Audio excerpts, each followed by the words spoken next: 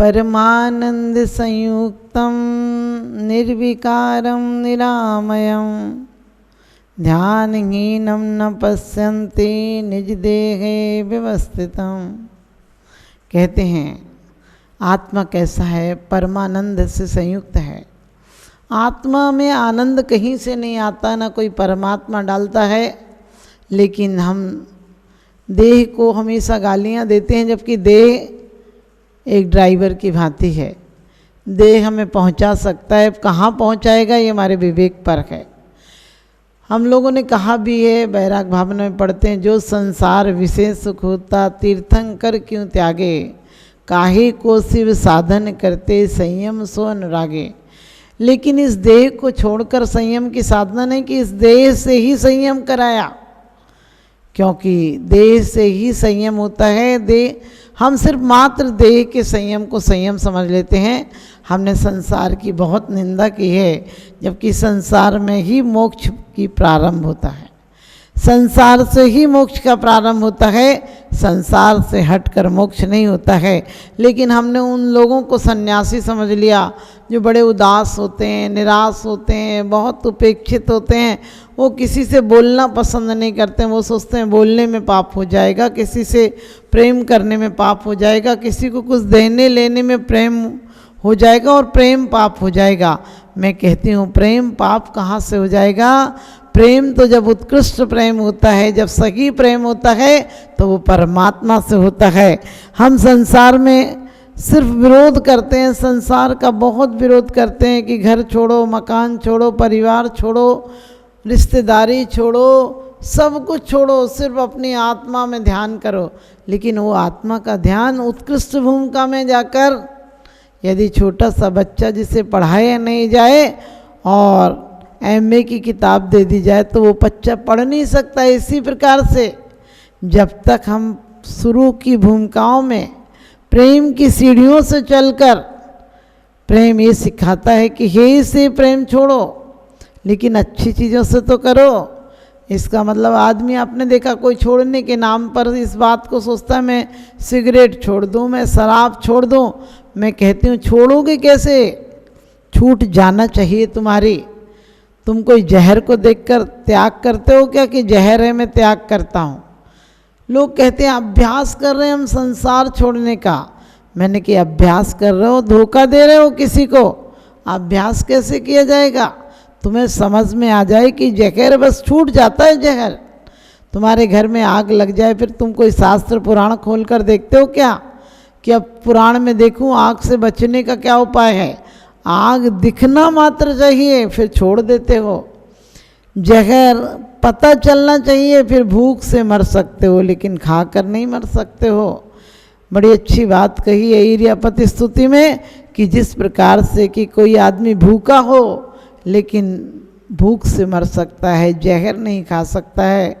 इसी प्रकार से भगवान आपको देखने के बाद, आपसे परिचय मिलने के बाद, कोई कुदेहों को, कोई मिथ्या दृष्टियों को, कोई संसारी प्राणी को प्रेम कैसे कर सकता है उसे पता चल जाए।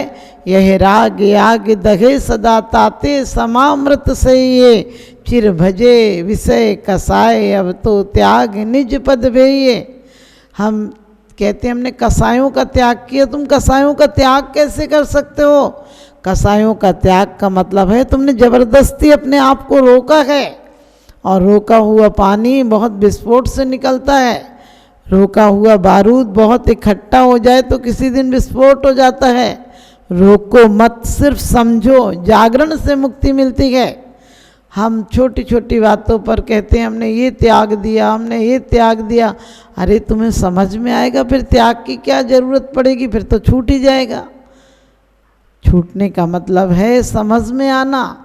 संसार को छोड़ना नहीं पड़ता है, संसार तो दूर ही है। संसार से पता चलना चाहिए। एक व्यक्ति नियम लेता है मैं शराब छोड़ दूंगा, मैं सिगरेट छोड़ दूंगा। मैंने कही ज़िंदगी में तू 40 वर्ष तक अभ्यास करता रहता है सिगरेट छोड़ने का, शराब छोड़ने का। सोचो परमात्मा के यहाँ जाएगा तो क्या बताएगा कि मैं सिर्फ वहाँ सिगरेट छोड़ कर आया, शराब छोड़ कर आया, और वो भी मन में आसक्ति रही, क्या छूटा हमसे। हमारी ज़िंदगी उस तरह से है कि खाद है ज़िंदगी। ये शरीर एक खाद की भांति यदि घर में इकट्ठा कर लोगे तो बदबू देगा, लेकिन इसे सही समय पर कहते हैं कि इसे खेतों में डाल दोगे, समय समय पर इसे पानी दोगे, बीज दोगे, तो इसी खेत में से सुंदर गुलाब और चमेली के पौधे हो जाएंगे।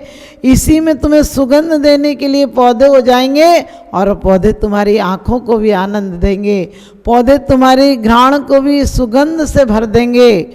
और कहते हैं ये बीज भी डालोगे, बीज डालोगे तो अनाज आएगा, तुम्हारे पेट को भर देगा, और पेट को भरने का तुम्हारी शरीर में वो ऊर्जा देगा कि तुम शरीर को, संबंधियों को, परिवारों को सुखी बनाते हुए अपने आत्मा को भी सुखी बना सकते हो।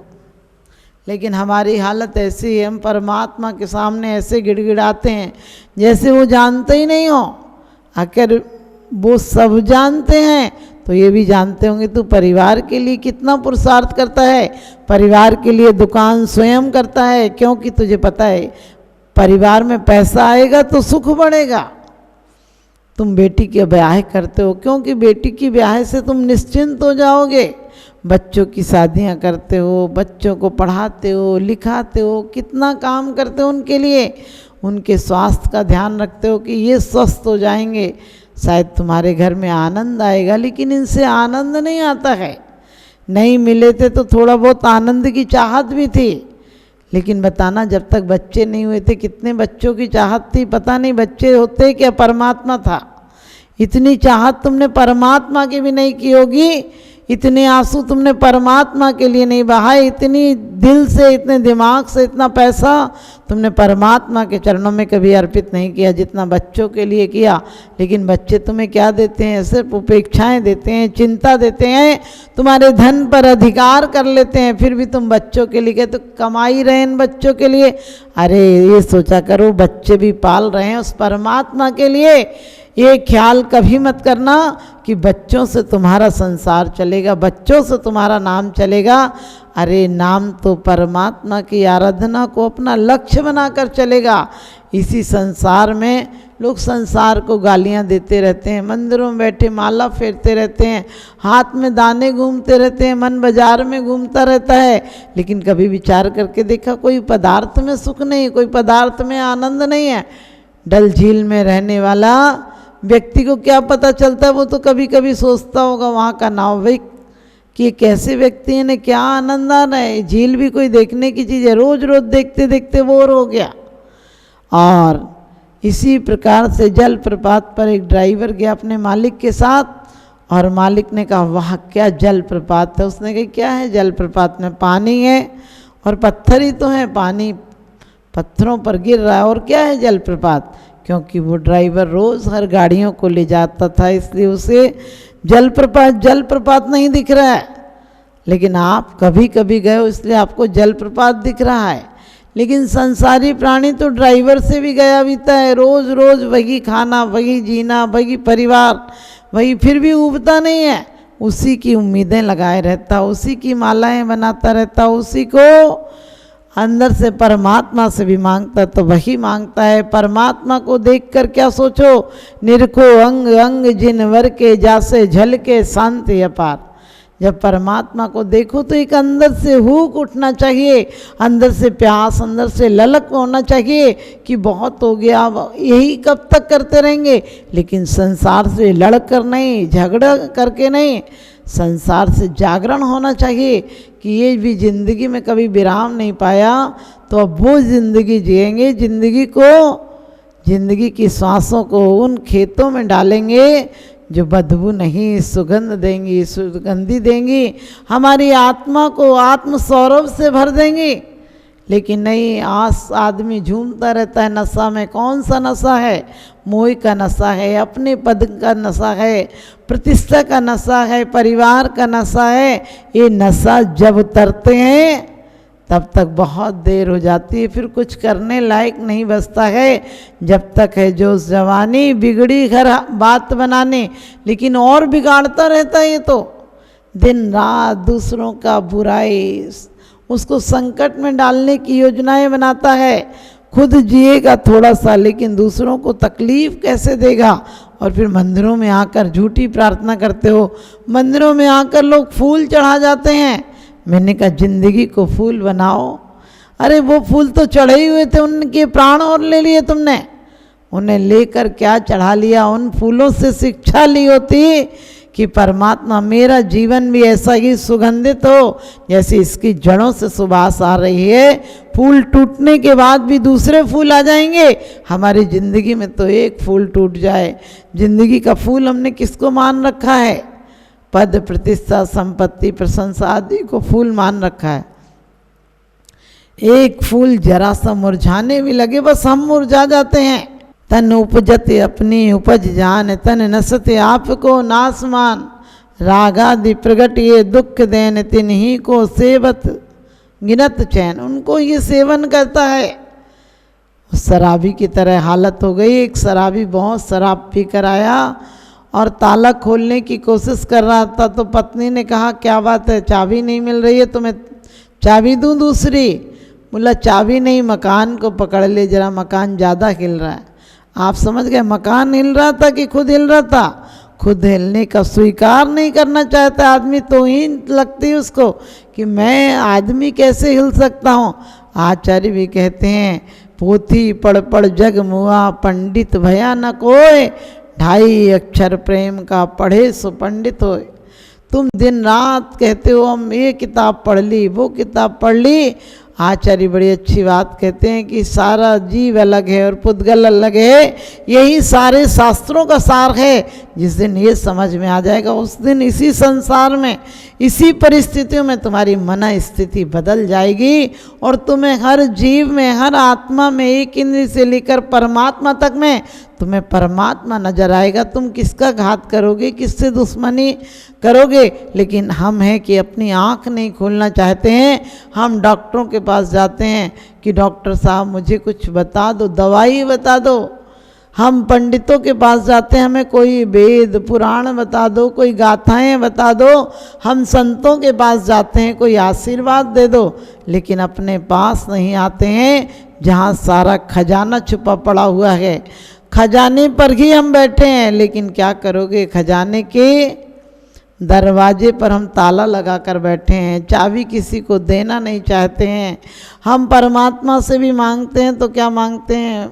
मोक्ष सुख देना। अरे मोक्ष सुख जितना जितना संसार घटेगा, संसार पर पदार्थों में नहीं है, संसार हमारे अंदर का संसार है। और अंदर का संसार बड़ा है, बाहर का संसार तो कितना सा बना पाते हो तुम? जीवन भर बहुत मेहनत करते हो, 10-20 करोड़ जोड़ लोगे, अरब जोड़ लोगे, फिर भी छोड़ना पड़ेगा। लेकिन अंदर का संसार छूट जाए तो इसी समय मोक्ष है। आपने देखा होगा बड़े बड़े जो अपराधी लोग होते हैं, डाकू हैं, वो क्या होता है, एक झटके में उनको एक बार झटका लगा और सारा संसार छूट जाता है। हम रोज़ पुराण कुरान शास्त्र पढ़ लेते हैं लेकिन समझ में नहीं आता है, क्योंकि भोग को रोग कहते हो, फिर रोग को स्वीकार करते हो। अरे रोग को रोग की तरह समझो। हमारी हालत उस डॉक्टर के पास जाते हैं लेकिन डॉक्टर से मिलते नहीं हैं। हम मंदिर आते हैं, सिर्फ प्रतिमाओं को देखकर चले जाते हैं। प्रतिमाएं माना कि परमात्मा का मंदिर है, परमात्मा की सीढ़ियां हैं, परमात्मा का द्वार है। लेकिन द्वार में खड़े रहोगे तो पार नहीं पहुंचोगे, द्वार के अंदर जाओगे में पहुंच सकते हो।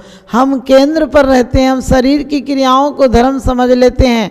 अंदर से निर्वृत्ति का मार्ग जगे तो शरीर की क्रियाएं भी तुम्हें अपने आप जो क्रियाएं होंगी वो आनंद देंगी। जिस परिस्थिति में रहोगे उस परिस्थिति में आनंद आएगा। आज तुम बाहर से मकान बदल लेते हो, सब कुछ बदल लेते हो, लेकिन क्या करोगे? तुम्हें कोई चीज़ें काम नहीं आएंगी जब आपत्ति आएगी, जब मौत आएगी। क्योंकि कहते हैं मैं एकाकी एकत्व लिए सब ही आते, तन धन को साथी समझाता पर ये भी छोड़ चले जाते। तुम छोड़ दोगे तो तुम ज्ञानी हो जाओगे, ये तुम्हें छोड़ लेंगे तुम्हारी वही हालत होगी।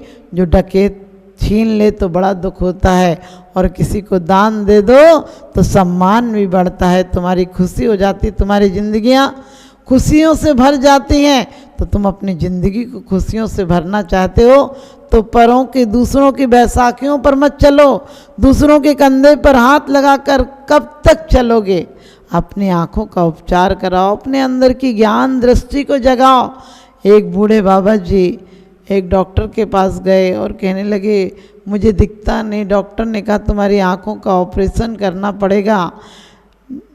उस बाबा ने तो ज़िंदगी भर जोड़ा था, उस बुढ़े ने ज़िंदगी भर जोड़ा था। उसे पता चला कि 5,000 रुपये ऑपरेशन में लगेंगे, तो डॉक्टर से बोला क्या ज़रूरत है, मेरे घर में 40 लोग हैं, मेरे 7 बेटे हैं, बहुएं हैं, पोते हैं, पोतियां हैं, नाती हैं, बेटियां हैं, सब कुछ हैं, इतने लोग मेरे लिए हैं।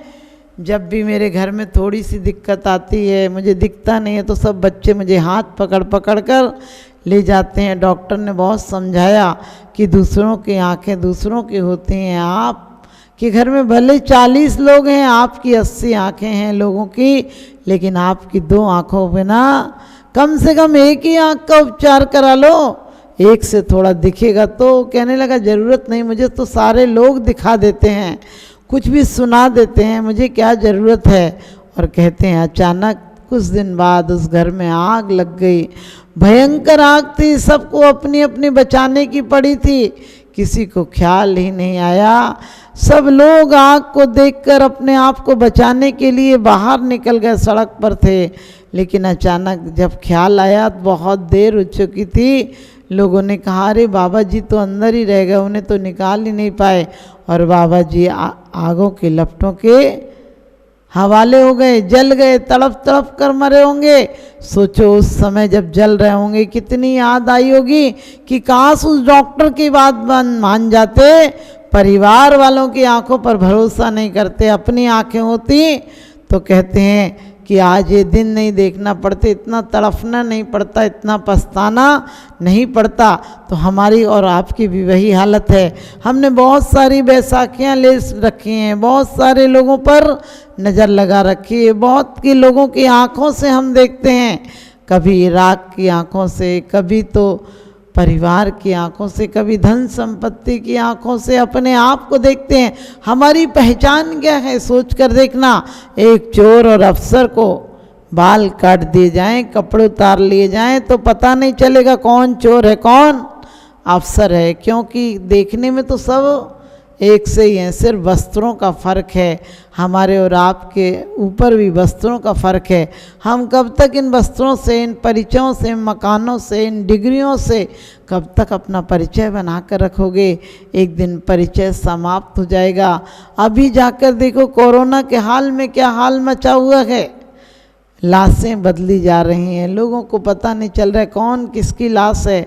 पैकिंग में चले जाओगे, अरे पैकिंग में जाओ चाहे वैसे जाओ, लेकिन राख के हवाले होने के बाद तुम्हारी हड्डियां ये नहीं कहेंगी कि मैं साहूकार की थी और मैं चोर की थी। दोनों की हड्डियां, दोनों की राख एक सी हो जाएगी। आप भी अपनी ज़िंदगी में यदि ये हकीकत पहचानेंगे कि वास्तव में मेरा कोई नहीं है, मैं अकेला आया था, अकेला जाऊंगा, उसके बाद धर्म की शुरुआत हो जाएगी। सिर्फ ये जानना है, जागरण का नाम धर्म है। लेकिन हम लोग उदास संसार में रह रहे हैं। उदास जो परमात्मा में, जो परिवार में उदास है, वो परमात्मा में कैसे विश्वास करेगा? मैं कहती हूँ परिवार को परिवार की तरह से रहो। परिवार अपने आप में क्या कहता है? परि यानी चारों ओर से जो बार करता है वो होता है परिवार। आप पैदा होते हैं, परिवार बार करने के लिए चला आता है। आप आते हैं तब ना कोई आपका माँ बाप होता है, ना कोई रिश्ता नहीं होता है। आप यहाँ आते हो धरती पर और सब लोग आप पर अपना कब्जा जमाने लगते हैं। कोई बाप बन जाता है, कोई भाई बन जाता है, कोई बहन बन जाता है, कोई माँ बन जाता है। और जाते टाइम इन सब का बोझ लेकर तुम मर जाते हो। इनके लिए करते करते मर जाते हो, लेकिन जो करने के लिए आए थे वो भूल जाते हो। आए थे हरि भजन को, औंटन लगे कपास। आप भगवान का भजन करने आए थे और क्या करने में लग गए? मात गर्भ में कॉल किया था, नाम जपूंगा मैं तेरा, इस झूठी दुनिया में आकर भूल गया मैं नाम तेरा। ये दुनिया में आकर तुम भूलते हो और दुनिया तुम्हें भुलाती है, दुनिया तुम्हें बहलाती है, दुनिया तुम्हें फुसलाती है। दुनिया तुम्हें रिश्वत देती है, दुनिया तुम्हें ख्वाब दिखाती है, लेकिन सपनों से ज़्यादा झूठ संसार और कुछ सपने जैसा ही है। क्योंकि लोग तुम्हें कहते तुम बड़ा आदमी बन जाओ। अरे बड़े आदमी बनकर भी क्या करोगे? कोई ये क्यों नहीं कहता भला आदमी बन जाओ? तुम्हें दुनिया बचपन से दौड़ सिखाती है कि दौड़ो, कहीं पहुंच जाओ, कुछ हो जाओ, जो कुछ हो उससे हट जाओ। अरे क्या इसी मकान में रह रहे हो, क्या इसी दुकान में रह रहे हो, क्या यही धंधा कर रहे हो, कुछ हो जाओ। मैं कहती हूँ कुछ होना है तो इंसान भी क्या होना है, भगवान हो जाओ। जो आज तक नहीं हुए वो हो जाओ। यहाँ कुछ भी हो जाओगे तो व्यर्थ जाएगा। परख सकती नहीं रत्नों को हर इंसान की आँखें, परख सकती नहीं रत्नों को हर इंसान की आँखें, और दिखाई क्या उसे देगा जो ना हो ज्ञान की आँखें। दिखाई क्या उसे देगा जो ना हो ज्ञान की आँखें। ज्ञान की आँखें ना हो तो आपको कुछ दिखाई नहीं देगा। हम भी परख नहीं सकते हैं। ज़िंदगी भर आँखों का दावा करते हैं, ज़िंदगी भर अपनी शिक्षा की डिग्रियों का पोथा लिए ढूंढते हैं, उसका बैग लिए हुए अभिमान बढ़ाते हैं, मैंने इतनी डिग्रियां प्राप्त कर ली। अरे आत्म डिग्री के बिना सारी डिग्रियां व्यर्थ हैं। यहाँ की डिग्रियां यहाँ दीवालों में टंगी रह जाएंगी, लेकिन परमात्मा का दिल में टाँकोगे तो तुम एक दिन परमात्मा हो जाओगे। आप पढ़ते भी हो रोज कि मेरे न चाहे कछु और इस परमात्मा परम दीजे मुनीस। यदि मांगते हो तो फिर रास्ता क्यों बदल नहीं लेते हो? क्योंकि कहते हैं रास्ता बदल लो, तुम्हारा लक्ष्य बदल जाएगा तो तुम्हें मंजिल भी मिल जाएगी। आज तक हमने मंजिलें अपने बाहर की परिचय की मंजिलें बना रखी हैं, अपने आप की परिचय कभी नहीं किया। मैं कौन हूँ? मैं अनंत चतुष्टय का धनी हूँ। माना कि ऐसी बात नहीं है, परमात्मा कुछ नहीं देता है। परमात्मा का एक तो अंग अंग भी हमें आत्मा जागरण की सूचना देता है, हमें आत्म जागरण की, लेकिन हम हैं आत्म विस्मृति में लगे हुए हैं। हम प्रत्येक क्षण जैसे भी हो परिवार में बातचीत में लगे रहते हैं। कोई टीवी में लगा है, कोई मोबाइल में लगा है, कोई डिग्रियां पाने के लिए दौड़ रहा है, कोई कंप्यूटर में लगा है, लेकिन अपने आप में कभी नहीं लगते हैं।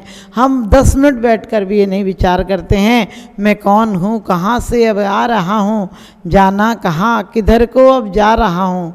ऐसा विचार यदि तू करता जो प्राणी, कैसे तुझे न मिले फिर वह मुक्ति रानी। बड़ी अच्छी आचार्य ने बात कही है कि तू कभी 10 मिनट भी सोचा कर। आज यदि 50 साल के हो गए तो 50 साल पहले भी कहीं तो थे, वहाँ भी तुमने ऐसी ही गृहस्थी बनाई थी, इतना ही परिवार बढ़ाया था, और इतने परिवार को बढ़ाने के बाद जब तुम छोड़े थे तो खून के आंसू रोए थे, बिलक बिलक कर रोए थे कि गलती बहुत बड़ी हो गई, अगले बार कभी नहीं करूँगा। लेकिन अगली बार उससे बड़ी गलती में लग गए। अगली बार जो चोरियां, जो बेईमानी, जो हिंसा, झूठ, चोरी, कुसील, परिग्रह किया था, यहाँ और ज़्यादा करने लगे। अपनी तिजोरियां भरने के लिए कितने गरीबों के खंजर चलाए हैं, अपना घर बनाने के लिए कितनों की बस्तियां उजाड़ी हैं, अपने बच्चों की खुशी लाने के लिए कितने गरीबों की बच्चों की खुशियां छीनी हैं। कभी ध्यान करना, यदि जो दोगे वही मिलेगा। संसार एक प्रतिध्वनि है, जो तुम बोलते हो वही लौट जाता है, वही 100 गुना लौटता है, 1 गुना नहीं लौटता है। इसलिए तुम प्रेम दो, अपनत्व दो, सहजता लाओ, सरलता लाओ, और कम से कम 24 घंटे में से जो कहते हो कि भगवान मेरी तो सेवनी ताते करो पुकार, ये विचार क्या करो। परमात्मा आत्म जागरण का नाम है कि मेरे अंदर की शक्ति कब जागेगी। जो शक्ति मैंने आज तक व्यर्थ की है उसको सार्थक करूँगा। जो संसार में सुख नहीं था, लेकिन इसी संसार में, इसी परिणति में सबको प्रेम बांटूंगा, सबसे हर्ष उल्लास से मिलूँगा, सबके जीवन में उमंगे लाऊंगा, सूने दिलों में खुशियों से भर दूंगा। अपनी दिवाली के पहले परमात्मा के जाने के बाद सिर्फ दीपक नहीं जलाऊंगा, अपने ज्ञान के दीपक जलाऊंगा, जो एक दिन मैं भी परमात्मा बन जाऊंगा। मेरे अंदर वो ललक जगना चाहिए कि चत्तारी 4 ही उत्तम है, 4 ही मंगल हैं, और 4 ही की शरण में मुझे जाना है। यहाँ किसी अफसरों की शरण में, किसी सेठ साहूकार की शरण में मुझे नहीं जाना है। ये तो रिश्ते कौन कहता है, कौन कहता है कि रिश्ते खिदमत के लिए होते हैं? कौन कहता है रिश्ते खिदमत के लिए होते हैं? अरे रिश्ते तो सिर्फ स्वार्थ के लिए होते हैं। बनी पर देखिए लाखों निसार होते हैं और बनी बिगड़ती है तो दुश्मन हजार होते हैं। जब तुम्हारे पास पैसा पद अच्छा होता है तो तुम्हारे दूर के रिश्तेदार भी कहते हैं कि हमारा बेटा है, हमारे घर में आता था जाता था।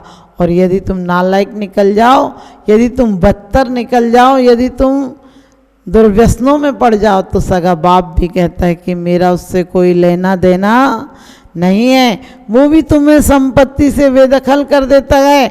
और परमात्मा देखेगा हमारी हालत, हमारी राग देश की परिणति, हमारी विकृतियाँ, हमारी विभाव परिणतियाँ, तो परमात्मा भी कह देगा इस बेटे से मेरा कोई लेना देना नहीं है, इसको मेरी कोई संपत्ति नहीं दी जाती है। संपत्ति से बेदखल हो जाओगे, इसलिए अणुव्रतों को अपनाओ, समितियों को अपनाओ, गुप्तियों को अपनाओ। और मुनि नहीं बन पाते हो तो कम से कम अणुव्रत तो अपनाओ, कम से कम श्रावक की व्रत तो अपनाओ और एक दिन तुम भी परमात्मा बन जाओ। मैं ही कहूँगी परमात्मा का जागरण हमारे अंदर हो तो दुनिया में हर जगह परमात्मा नजर आएगा। भगवान मेरी नज़रों में वो तासीर हो जाए, भगवान मेरी नज़रों में वो तासीर हो जाए। नज़र जिस चीज़ पर डालूं तेरी तस्वीर हो जाए, नज़र जिस चीज़ पर डालूं तेरी तस्वीर हो जाए। परम आनंद के स्रोत हमारे अंदर हैं, वही आनंद हमें पाना है। जीवन में विषाद में नहीं जीना है। जीवन में पानी दाग भी करता है, पानी कीचड़ भी बनाता है और पानी कीचड़ से साफ भी करता है। जो ज्ञान का जल है, जो विवेक का जल है, वो साफ करता है। जो कसायों का कीचड़ है वो गंदगी लाता है। हम अपने आप को, जीवन को गंगा जल की तरह पावन बनाएंगे, हम अपने आप को गंधोदक की तरह पवित्र बनाएंगे। हम अपने जीवन को गंदा नाली का पानी नहीं बनाएंगे। आप सब भी परमात्मा बने, आप सबके अंदर भी बहुमान आए, आत्मा का स्वाभिमान आए।